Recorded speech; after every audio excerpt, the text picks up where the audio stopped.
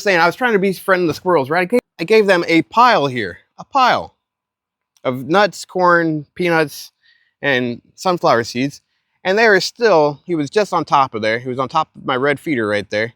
I'm guessing that he jumped from the power line right to it. So now I got to move it over. So I had this bird camera too close to the feeder before it was jumping over onto this dome and whatnot. Now I'm pretty sure they're jumping from these power lines because they're right there to there. So I'm just guessing they're going boom. And this is supposed to be up and down, but I don't remember what happened. I think the kids knocked it over. So time to fix it. I started spinning it and I realized, and I remember that it has these forks down here in the bottom that go in the dirt. This little thing, that thing is freaking rusted. So I had to get some pliers, try to hopefully not break that off. Now I gotta stick my screwdriver in here and the whole thing is going to twist out of the ground.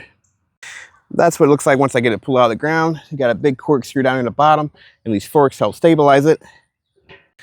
So you screw the pole down in the ground and then you push the forks down in the ground afterwards. And then on top of that, I need to pick a location that they can't jump from, like the fire pit onto it or another feeder or a tree. And really it's like a mathematical question. Like they got trees over here at the fire pit. I got different things they can jump off and I gotta try to keep them away from all of them at the same time. Then I'm gonna make sure this is as level as possible, straight up and down, and I'm gonna screw this into the ground. Once the spike is all the way down the ground, or the corkscrew's on the ground, you got these 4 feet that you want to make them crisscross, and I'm going to step on these into the ground. Go these ones first.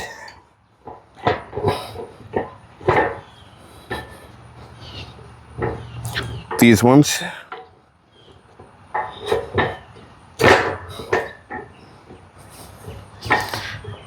And then once down all the way, I'm going to put that nut back in, or put this nut back in on wherever it goes and tighten it up.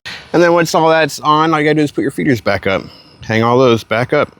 And you know it's getting serious when you break out the ruler or the tape measure, because I kind of think this is too close to the feeders. Squirrels can jump 5 feet vertical and like 6 to 10 feet sideways. So they can jump. And you can see what I'm at. There's 4 foot, 4 foot's right there. So 5 foot is right underneath my thumb knuckle up in there. So it's borderline. I don't know if they're gonna be able to jump from there to there or not.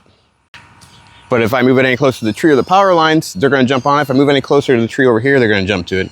And if I have it over here, I can't see it from my window. I mean, I can, but it's not as good.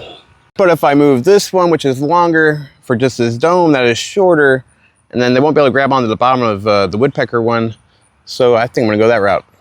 So now it's that far away from there, but now I gotta move my camera because now my camera's too close and they will climb the camera and jump off the top.